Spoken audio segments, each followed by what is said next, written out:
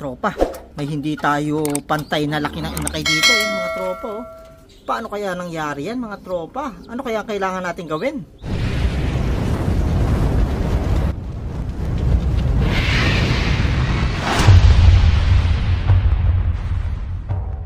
Welcome back mga tropa dito sa Maclon Brothers TV. For today's video mga tropa, ipapakita ko lang sa inyo at ipiplex itong mga nakasalang natin ngayon. Open din tayo magpasingsing. Silipin natin sila isa-isa mga tropa. Pero ito, tingnan nyo muna itong nasa cage number 8 natin. And kung mapapansin nyo, may dalawang inakay dito. Ayan oh. Hindi sila pantay ng laki pero magnes mate yan mga tropa. So yan yung ginawa nating paraan dyan mga tropang kalapatis para masubuan naman yung maliit kasi ayan titingnan nyo para makumpara natin. Ayan yung laki mga tropa. Yung pinagkaiwan nila. Sobrang liit yung isa. Yan ngayon mga ilang araw na silang ganyan na nakahiwalay mga tropa. Pan 3 days na buti. Bakasyon nga ngayon ng Undas mga tropa. Nandito tayo sa bahay. Nakita na natin yung nangyayari. Nung unang araw, nung nakita ko to, sobrang liit mga tropa, hindi talaga nasusubuan. Puro dun sa malaking inakay nasusubo lahat ng mga magulang nila mga tropa. So ang naging diskarte natin mga tropa, naglagay tayo ng pugad dito, then siya doon. Tag-isa sila bale mga tropa. So ngayon, parehas silang malaki nasusubuan. Ayan o, nakita nyo o. Laki ng butse, tapos yung ding maliit na yun, nasusubuan sila parehas. So ganyan yung naging diskarte. Kayo ba mga tropa, paano ang nagiging diskarte nyo sa mga ganyang senaryo sa loob nyo? Kung ngayon pa lang nasubukan, yan, pwede yung ganyan. Then yung second na ginagawa namin, kung hindi naging effective pa rin yung ganyan, ay kayo na mismo maggota sa inakay hanggang makahabol.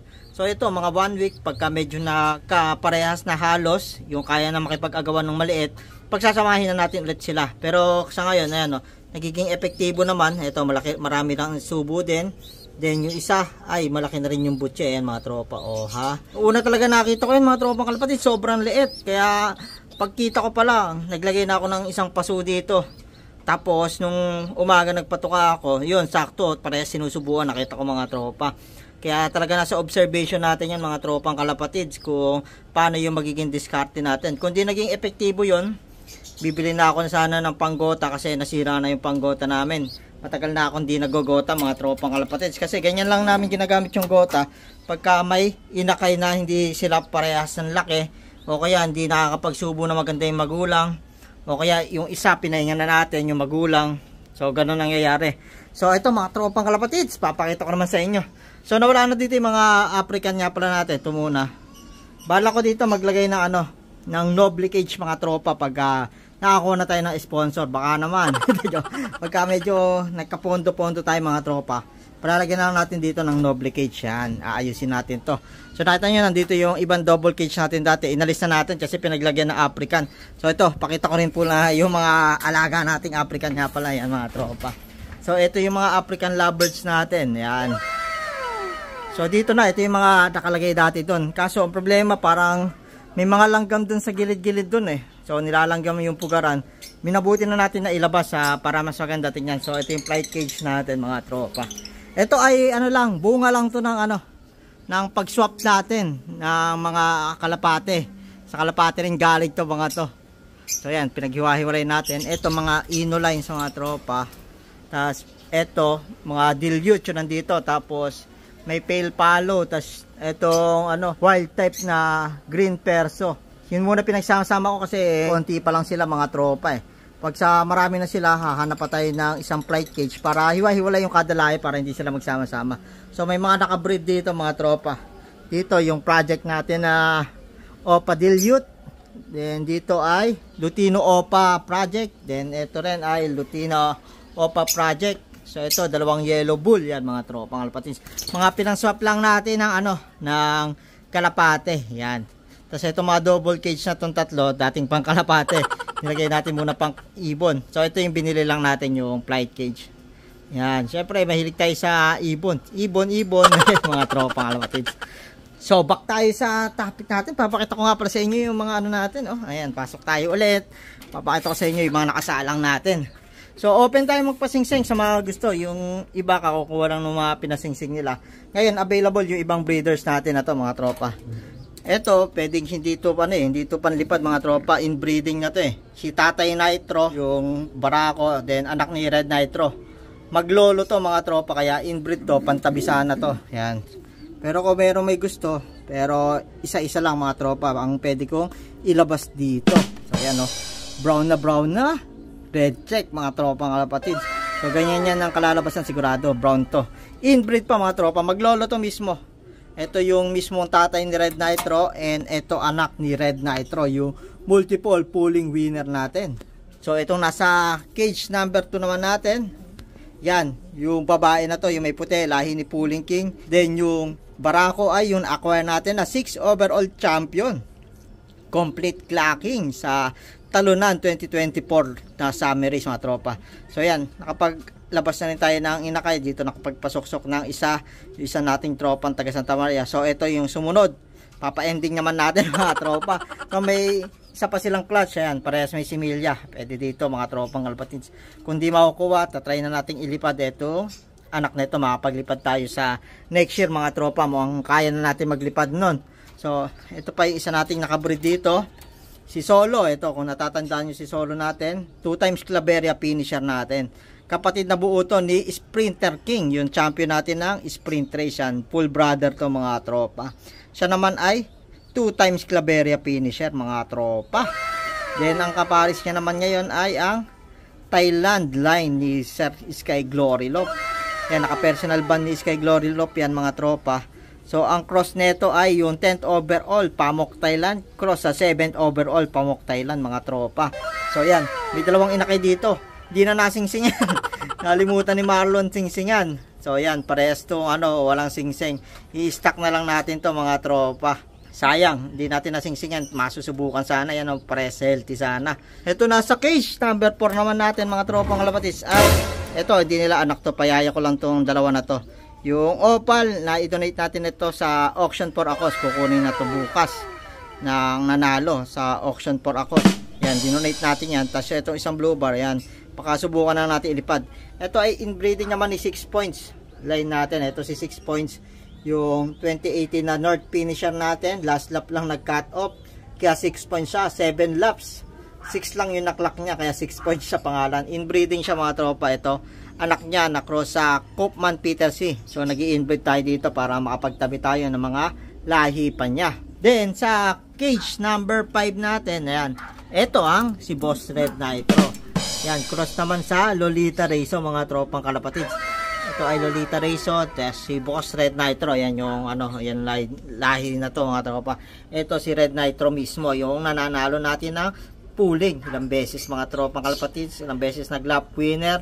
So siya yun mismo, yan, may dalawa na silang inakay. May napasok-sok din dito nung nakaraan, nakuha na. Ito yung sumunod na clutch ngayon. Dalawang red gristle yung nauna. Yung napapanood nyo yung reels namin mga tropa sa Facebook, nakita nyo na to, na dalawang red gristle yung pasok-sok. So karaniwan sa nilalawas nila mga tropa, puro red gristle. Kaya pa sa mahilig mag-off color dyan, yan, available tong dalawa dito mga tropa.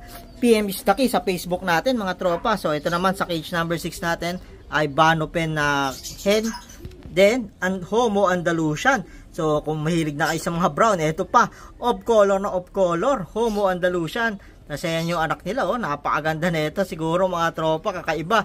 Kalbo to nung inakay na inakay mga tropa nung halos 1 linggo pa lang. Ngayon, tinutubuan, mukhang Homo Andalusian. Tingnan natin sa mga susunod na araw kung ano yung kalalabasan nung kulay nito sa mga mahilig. Ayan kami mga tropa talagang nasisilo sa mga off color na kalapate, ng mga pangkarera pa. So ito, susubukan natin. Ito hindi lang basta off color to mga tropang kalapatins. Kasi ito ay line nung nananalo natin nung sprint race. Itong mga Homo Andalusian na yan mga tropa, full brother niyan. Napapwesto natin ng sprint race mga tropa. Pwede na! Then dito sa cage number 7 natin, tagal pa nga umitlog nito mga tropa. Razor line tong kak na yan. Then 3rd overall champion na na-acquire natin yung hen. Yan, napahinga natin ng matagal. Ang tagal umitlog nung hen. Tagal na nila dito mga tropa. Gisang buwan na yata, hindi pa umitlog yan. Pero mukhang maglalabas na rin naman. 3rd overall champion, old bird category na MRP Club sa Bulacan. Itong hen mga tropa. Tapos Razor Lolita line, ito kak natin. Then lastly mga tropang kalapatids, So ito nga pinakita ko na sa cage number 8 yung hindi pantay yung inakay. So ito ay line ni Taiwan Tapang, kung naalala nyo yung mga tropa, cross sa Pulling King line mga tropa. Ayan, napakaganda, mukhang Tagalog mga tropa.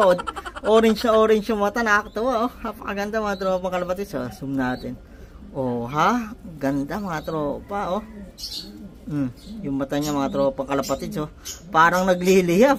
Then, ito namang isa yung hen na ito mga tropa ay pure na Ex Machina line. Ang full na kapatid nito ay si Chillax 553 mga tropa, yung pasuksok sa atin ni Boss Perde Fernando na nailaban sa ESM OLR Season 2 na nag-superset winner mga tropang kalapatid. So, ito ay kapatid na buo mga tropang kalapatid yan. Oh. Ganda rin ang eyesight nito. Ayan, kaya ito subok na subok mga tropa. Dumulo, medyo mabagal lang si Chillax 553. Kaya nga Chillax chill lang sa paglipat, pero pinaris natin sa line ni Pulling King mga tropa para yung speed at long distance mapagsama. Tingnan natin kung mapagsasama mga tropa, kung masusubukan natin tong mga inakay na nandito mga tropang kalapatids. So ayan yung ilan lang sa mga nakabreed natin, ilan lang talaga kasi ito lang nakabreed nga pala natin. Wala tayo sa baba ngayon mga tropa. Yung baba kasi nilalagyan natin ng mga inakay yan. Pagka ito pangwalay na lalagay natin para hindi sila agad sinasama doon sa plier slope natin. Pinalalakas muna natin. Ganun ginagawa natin. Kaya ito mga tropa, kaya inayos na rin natin. Lilinisin natin. Sorry, medyo madumi. So yan, ayusin natin to na magka noble cage tayo. Pipilitin natin mga tropa. Pamasko natin sa sarili natin. Pero baka may mag-sponsor dyan. Baka naman isang noble cage. So, ganda tingnan dito. Pangdagdag breeding natin mga tropa. Siguro darating din yan mga tropa. Maghanap tayo ng pagkukuhanan ng pondo natin. Mag-out ng ibon. Yan, baka may papasok-sok yan para makabili na kami ng noble cage. Para maganda tingnan lalo itong breederan natin mga tropa. Then dun sa labas naman dumadami yung mga African lovebirds natin. So ayan mga tropang kalapatid. So yun lang yung video ngayon. In-update ko lang kayo dito sa itsura ngayon ng breeder slope natin. Then sa mga available na pasuksok, pwede naman mga tropang kalapatid, message na kayo sa Facebook namin, Maclone Brothers Slope. So may iba rin kami mga nakapost doon. Saka kung gusto nyo sumali sa mga pa-ending natin na ibon, pwede kayo makakita ng post doon at makasali mga tropang kalapatid. So yun lang yung video ngayong araw mga tropang kalapatid. Kung ikaw, bago ka sa channel namin, welcome sa Maclone Brothers TV. Kung ikaw nunod ka, di ka pa nakasubscribe, subscribe ka na. Click mo na rin yung notification bell para updated ka sa latest uploads namin. Yun lang mga tropa, maraming salamat.